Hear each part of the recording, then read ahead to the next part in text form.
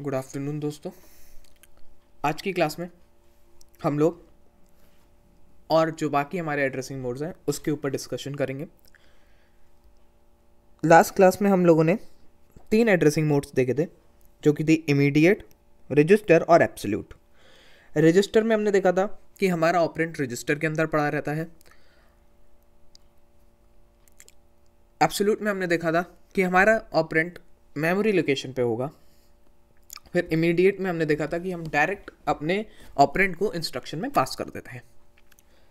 बात आती है कि इमीडिएट की, तो इमीडिएट में हम जो भी वैल्यू पास कर रहे होते हैं उसको हैश के साथ लिखते हैं, तो कंपाइलर को पता चल जाता है कि ये एक इमीडिएट एड्रेसिंग मोड यूज़ करेगा।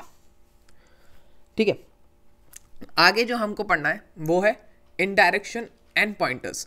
अब जब भी हम लोग पॉइंटर्स, यहाँ पे क्यों बोला गया है कि जो भी सी में पॉइंटर होगा या फिर आपकी प्रोग्रामिंग लैंग्वेजेस उसमें हम लोग पॉइंटर का इस्तेमाल करते हैं, उसमें ये एड्रेसिंग मोड बहुत ज़्यादा काम आता है। तो देखते हैं इनडायरेक्शन एंड पॉइंटर्स। तो इनडायरेक्शन और पॉइंटर्स हमको क्या बताता है? In this addressing mode in the addressing mode that follow, the instruction does not give the operand or its address explicitly। तो क्या होता है, हम लोग इंस्ट्रक्शन में ना ही ऑपरेंट डायरेक्ट वैल्यू दे रहे हैं, ना ही उसका एड्रेस दे रहे हैं। Instead it provides information from which the memory address of the operand can be determined. तो ये कह रहा है कि बजाय ऑपरेंट के या फिर उसकी मेमोरी लोकेशन का एड्रेस दे के हम लोग क्या देंगे, हम वो मेमोरी एड्रेस देंगे जहां से उस ऑपरेंट का मेमोरी एड्रेस हम निकाल सकें। It provides information from which the address of the operand can be determined। तो वो इंफॉर्मेशन हमारे को मिलेगी इस एड्रेसिंग मोड में, जहां से हम उस मेमोरी एड्रेस पे चले जाएं जहां पे ऑपरेंड प्रेजेंट है। ठीक है, तो इसका मतलब क्या हो गया? इसका मतलब ये हो गया कि हम लोग क्या करते हैं, अगर पार्टी में हमें जाना होता है कभी, तो मम्मी के पास गए। अब सपोज करो आपने मम्मी को आखिरी बार किचन में देखा था और आप गए मम्मी के पास किचन में थी दीदी, मम्मी नहीं थी। तो दीदी ने बोला मम्मी तो ऊपर बेडरूम में है।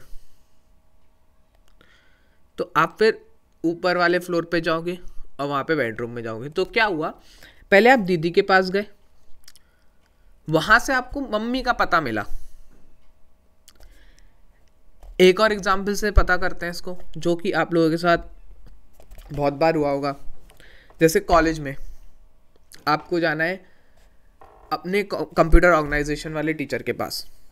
अब आप स्टाफ, पहले से ही हमको पता रहता है स्टाफ रूम में, तो स्टाफ रूम में गए, केबिन खाली नहीं है टीचर।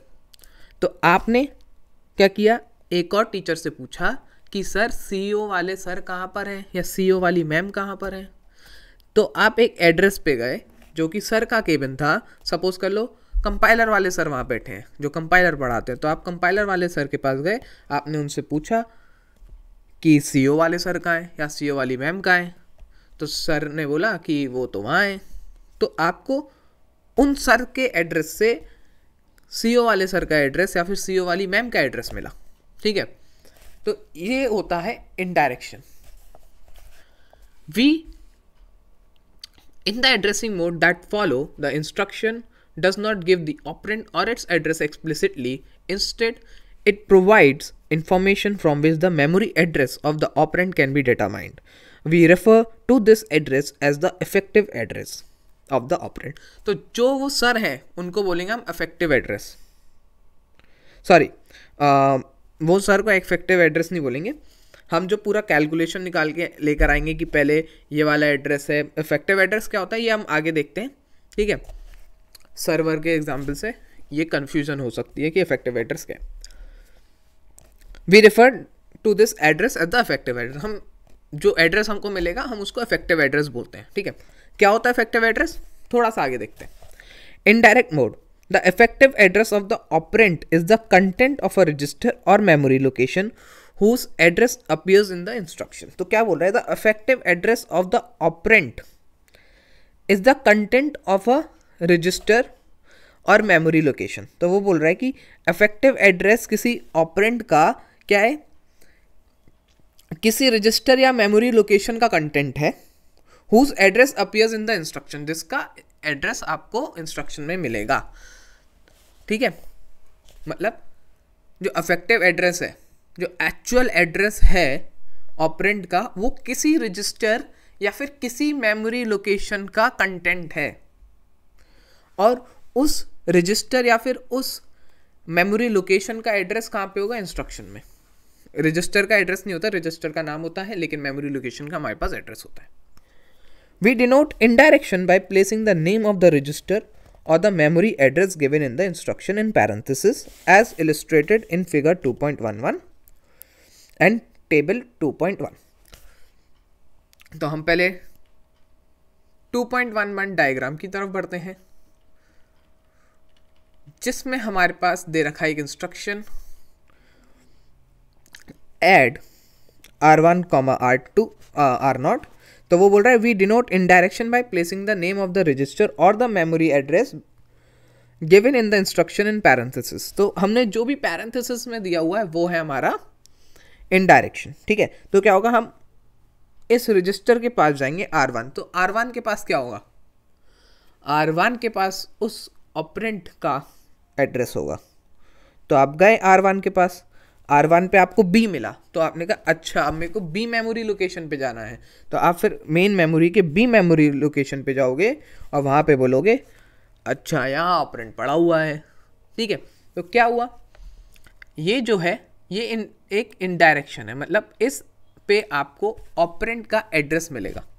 तो आप गए यहाँ से उठ के आप आए इधर R1 पे, R1 पे आपको मिला B, तो आपने बोला B तो यहाँ है, लेकिन हमको पता है इनडायरेक्शन में B क्या है, एड्रेस।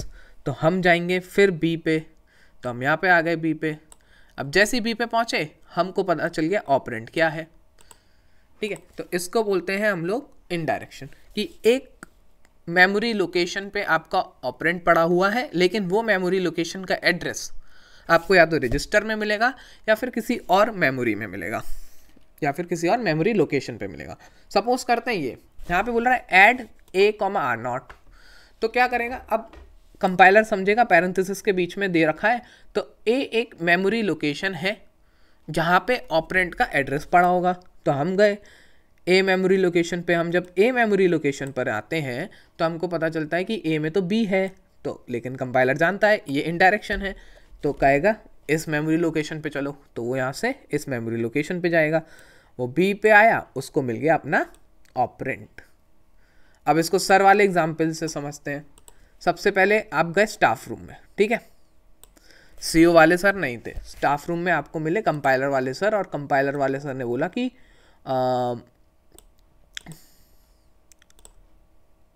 सॉरी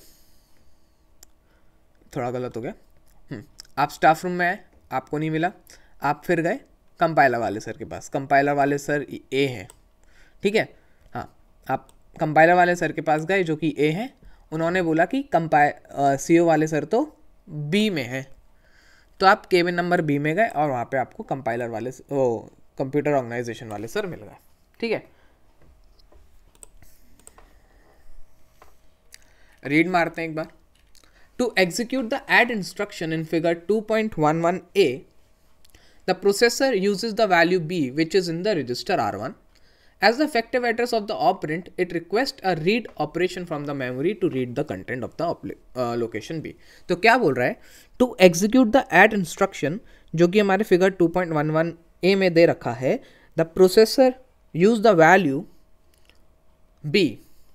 क्या करेगा प्रोसेसर, b वैल्यू का यूज करेगा जो कि कहाँ पर है, r1 में प्रेजेंट है, as the effective address of the operand. तो हमें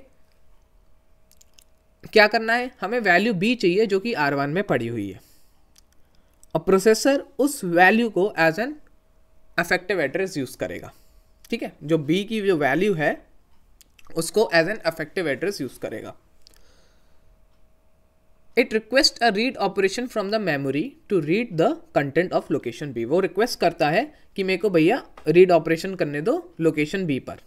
the value read the value read is the desired operand. जो वैल्यू हम रीड करेंगे लोकेशन बी से वो हमारी डिजायर ऑपरेंट है, वो हमें चाहिए वो operand, which the processor adds to the content of register R naught, जो प्रोसेसर आर नॉट के साथ ऐड कर देगा क्योंकि इंस्ट्रक्शन ऐड का है। Indirect addressing through a memory location is possible as shown is figure 2.11b। तो जो 11a में है वो रजिस्टर के थ्रू हो रही है, जो 11b में है वो हमारी मेमोरी लोकेशन के थ्रू हो रही है। ठीक है, in this case the processor first read the content of memory location A. इस केस में क्या करेगा, पहले processor content of memory location A को रीड करेगा, फिर रिक्वेस्ट करेगा a second read operation using the value B as an address to obtain the operand. तो फिर वो रिक्वेस्ट करेगा किससे, कि मेरे को भाई ए का रीड परफॉर्म करने दो using the value B as an address.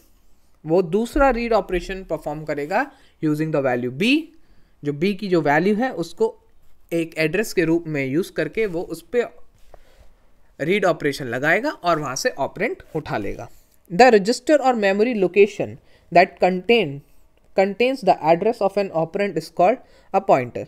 तो जो रजिस्टर या मेमोरी लोकेशन एक ऑपरेंड का एड्रेस अपने पास रखती है हम उसको पॉइंटर बोलते हैं। आपने प्रोग्रामिंग लैंग्वेजेस में भी देखा होगा कि जितने भी हमारे पास पॉइंटर क्या करता है, एक मेमोरी लोकेशन को पॉइंट कर रहा होगा, मतलब वो किसी एक ऐसी मेमोरी लोकेशन का एड्रेस उसके पास होगा और वो उसको पॉइंट करेगा। ठीक है, हमने अगर सपोज करो आपने एक वेरिएबल बनाया इंटीजर आई, ठीक है, और फिर एक आपने इंट स्टार ptr बनाया, तो आपने क्या किया, ptr में आई का एड्रेस डाल दिया। तो पॉइंटर क्या अपने पास स्टोर करके रख रहा है, एक एड्रेस स्टोर करके रख रहा है। ठीक है, अब पॉइंटर्स भी हम बहुत ही डेप्थ में पढ़ेंगे और मजा आ जाएगा पॉइंटर्स में। ठीक है, indirection and the use of pointers are important and powerful concept in programming. तो इंडायरेक्शन और पॉइंटर का यूज करना एक बहुत ही महत्वपूर्ण और एक बहुत ही शक्तिशाली कॉन्सेप्ट है जब भी हम प्रोग्रामिंग की बात करते हैं। Consider the analogy of a treasure hunt. In the instruction for the hunt you may be told to go to a house at a given address. अब वो बोल रहा है कि एक ट्रेजर हंट का हम लोग एग्जाम्पल ले रहे हैं जिसमें आपको इंस्ट्रक्शन में क्या लिखा है कि आपको एक घर में जाना है जिसका एड्रेस आपको गिवन है। Instead of finding the treasure there you find a note that give you another address. अब ट्रेजर तो आपको मिला नहीं और ढूंढा भी नहीं आपने, आपको एक नोट मिला जिसमें आपको एक और एड्रेस दे रखा है जहां पे आपको ट्रेजर मिलेगा। By changing the note, the location of the treasure can be changed. अगर हम उस नोट को बदल दें जिसमें एड्रेस लिखा है ट्रेजर का, तो ट्रेजर की लोकेशन भी बदल जाएगी। But the instruction for the hunt remains the same. लेकिन इंस्ट्रक्शन क्या रहते हैं, हमारे सेम ही रहेंगे। Changing the note is equivalent to changing the content of a pointer in a computer programme.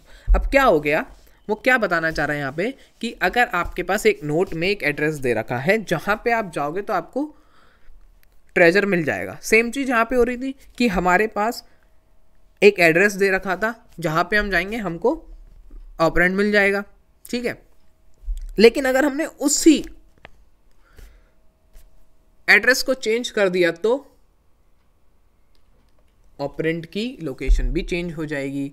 मतलब कि अगर वो ये कहना चाह रहा है अगर हमने इस बी की जगह इसको सी कर दिया तो जो हमारा ऑपरेंट है वो अब हमें सी से मिलेगा। इधर बी की जगह सी कर दिया तो अब हमें ये वाला ऑपरेंट मिलेगा ही नहीं, या तो बोल दो ये लॉस्ट हो गया। अब आप किसको उठाओगे, सी वाले सी मेमोरी लोकेशन पे जो भी ऑपरेंट होगा आप उसको उठा के लाओगे। ठीक है, तो वो यही बोलना चाह रहे हैं कि changing the note is equivalent to changing the content of a pointer in a program in a computer program। इस वाली लाइन पे हैं अभी हम। For example, by changing the content of register R1 or location A in figure 2.11, the same add instruction fetches different operand to add the register R0। तो अगर हम लोग लोकेशन A की कंटेंट को चेंज कर देते हैं तो क्या होगा, ऐड ऑपरेशन तो परफॉर्म होगा लेकिन डिफरेंट ऑपरेंट के साथ। अब ऑपरेंट बी लोकेशन से उठ के नहीं आएगा, ठीक है, वो ये कहना चाह रहा है. Let us now return to the program in the figure 2.10 for adding a list of numbers. Indirect addressing can be use to access successive numbers in the list. तो हम लोग इनडायरेक्ट एड्रेसिंग से क्या कर सकते हैं, एक के बाद एक नंबर अगर स्टोर हैं तो हम उनको एक्सेस कर सकते हैं. Resulting in the program shown in figure 2.12. तो अगर हम 2.12 वाला प्रोग्राम देखें जो कि है ये move n, r1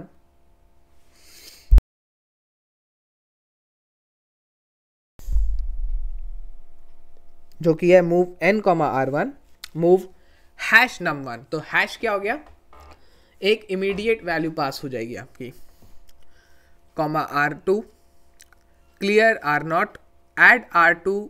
Now here we are talking about indirect addressing mode because parentheses are there, r0 add #4 r2 immediate addressing mode. Decrement हो रहा है ब्रांच, तो एक लूप लगा हुआ है हमारे पास मूव r0 सम. तो एक छोटा सा प्रोग्राम दे रखा है, तो वो क्या बोल रहा है, let us now return to the program in figure 2.10 for adding a list of number.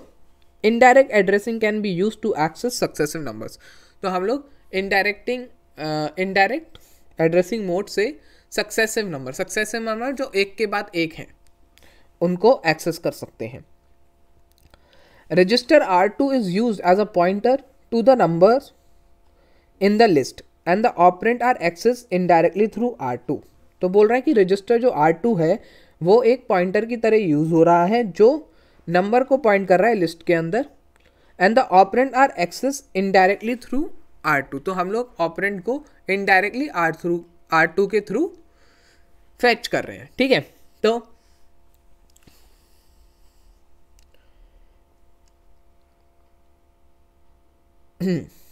R2 is used as a pointer to the numbers in the list and the operand are accessed indirectly through R2. तो अब क्या होगा, move करेंगे n, r1, तो क्या होगा, जो भी नंबर होगा वो r1 में जाएगा. फिर मूव #num1, r2, तो वो नंबर जाएगा r2 में. क्लियर r0, हमने r0 को क्लियर कर दिया. फिर हम क्या करेंगे, ऐड. अब क्या होगा, R2 पे num1 प्रेजेंट है, ठीक है, और num1 क्योंकि इमीडिएट हुआ है तो num1 ही एक हमारी वैल्यू है, ठीक है. तो num1 पे हम लोग जाएंगे, वहाँ से हमें वो मिलेगा.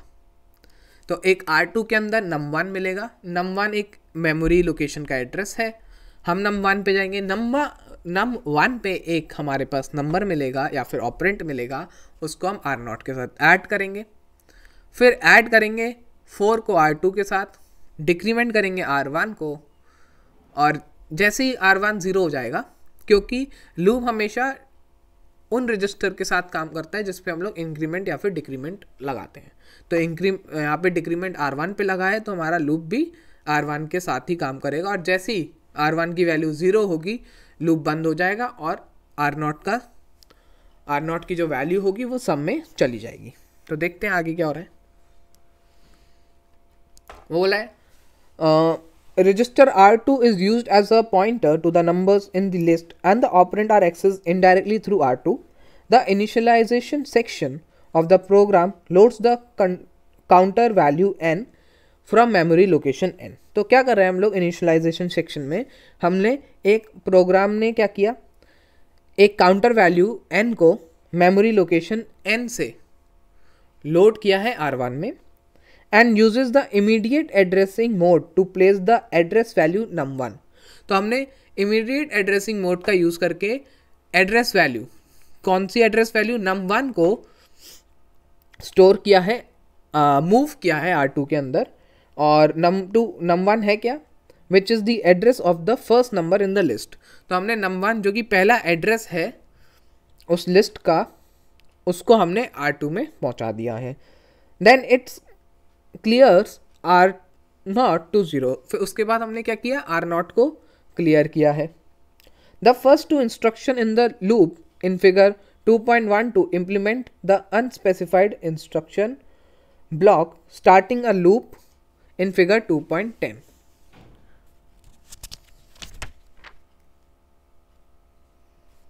ठीक है,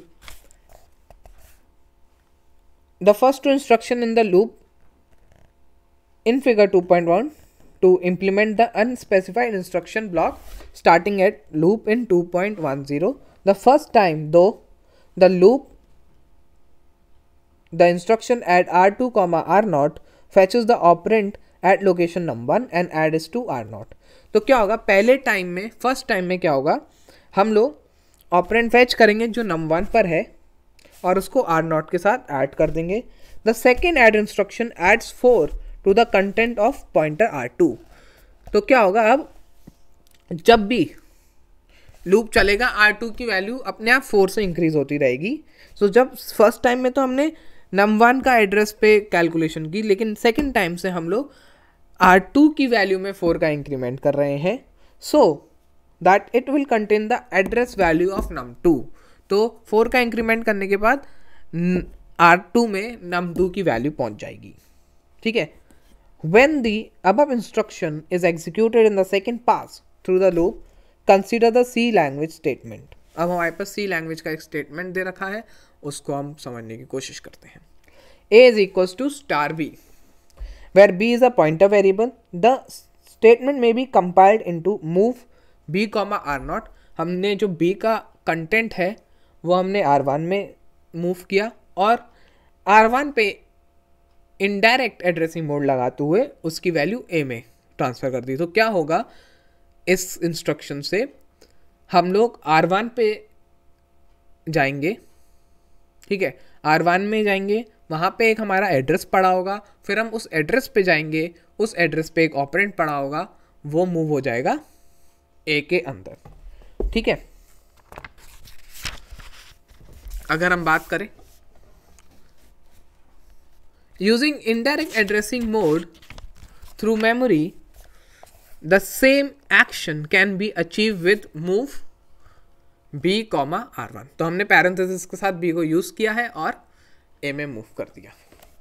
Despite its apparent simplicity, indirect addressing through memory has proven to be one of limited usefulness as an addressing mode, and this is seldom found in modern computers. We will see in chapter 8 that an instruction that involves accessing the memory twice to get an operand is not well suited to pipeline execution. तो ये बोल रहा है कि indirect addressing mode एक बहुत ही simple चीज़ है, लेकिन